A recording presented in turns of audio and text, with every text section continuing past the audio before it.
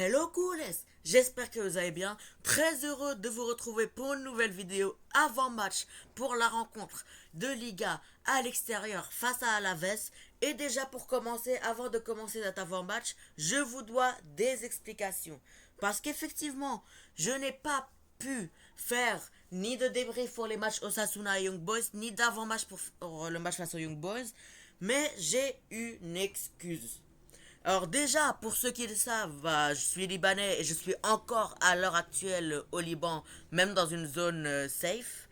Donc voilà, avec la situation sécuritaire, etc., pour ceux qui suivent, c'est assez compliqué pour moi de trouver du temps, etc. Et j'essaie surtout de rester avec ma famille pour le moment. Et aussi que ce soit pour le match face à Osasuna, qui m'a assez dégoûté, je vais pas vous mentir. Et surtout, pour ce débrief-là, par exemple, je savais pas vraiment quoi dire. Je vais être honnête avec vous. Parce que, à part qu'il y a eu une grosse rotation et du coup, on a jeté ce match comme du n'importe quoi et qu'on a perdu, il n'y avait pas grand-chose à dire. Et pour le match pour l'avant-match et le match face à Young Boys, c'est pareil. Parce que c'est face à une équipe qui n'est pas, que j'ai pas grand-chose à dire parce que je la suis pas vraiment. Je vais pas vous mentir et je voulais pas faire le connaisseur alors que je n'en suis pas un. Et après elle débrief, on a gagné 5-0 sans vraiment forcer, il n'y avait pas grand chose à déduire de ce match. Donc c'est pour ça que je n'ai pas fait de vidéo sur ces deux rencontres-là. Mais on revient en force pour un match assez compliqué qui s'annonce face à Alaves. Une équipe joueuse, une équipe de milieu de tableau, une équipe qui sait ressortir le ballon proprement, une équipe qui sait jouer au football, une équipe qui a déjà mis dans le mal des gros, notamment surtout le Real. Pour prendre l'exemple du match face au Real, même si c'est pas le meilleur Real et que à ce moment-là ils avaient sorti quelques cadres, à 3-0 pour Madrid, Alaves est quand même revenu à 3-2. Ils ont mis la pression. Ils ont failli réussir à égaliser, à arracher le point du nul. Voilà, donc c'est une équipe qui ne va pas mourir.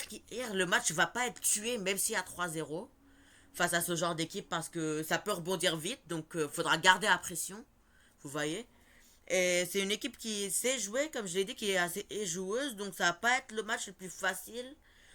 Et c'est franchement pour moi une équipe piège. Et c'est une équipe qui pourra donc, elle sait bien sortir les ballons, se créer des occasions. Et malheureusement, Chesney, oui je dis c'est Chesney, ne commencez pas à me juger, il n'est même pas encore commencé à jouer un seul match, je dis Chesney. Donc Chesney n'est toujours pas prêt, évidemment, il le sera après être international pour l'enchaînement de la mort Séville, Bayern, Real qu'on aura fin octobre.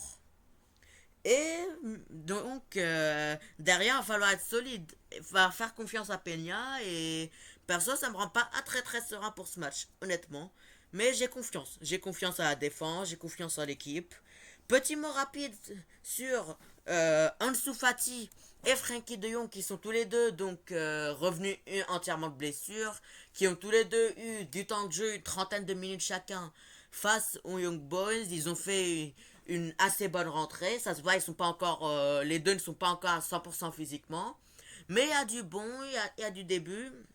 Mais pour moi, c'est pas encore le bon match pour les mecs titulaires dans ce genre de rencontre.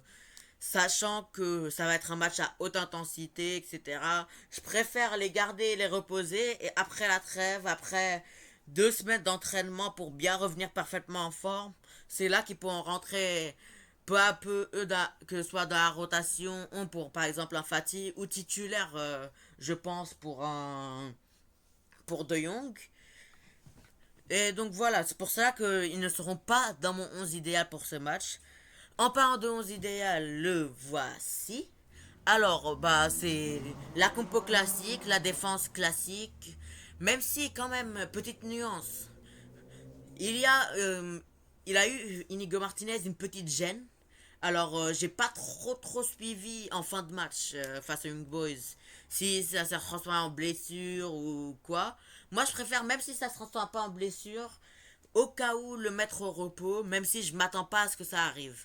Si c'est vraiment une gêne, je préfère le mettre au repos. À ce moment-là, je mettrais soit Eric Garcia en défense, à son vrai poste donc.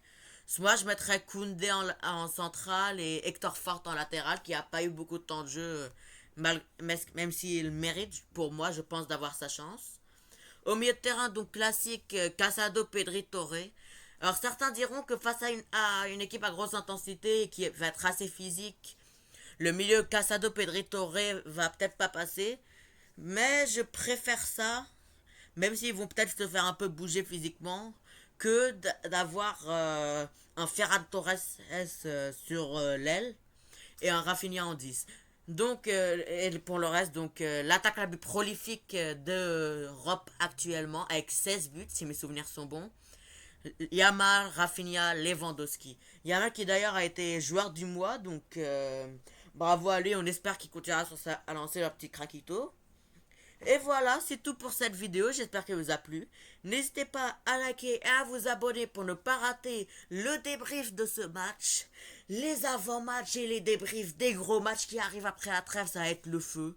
Et moi je vous dis à très bientôt pour une nouvelle vidéo. Visca le Barça!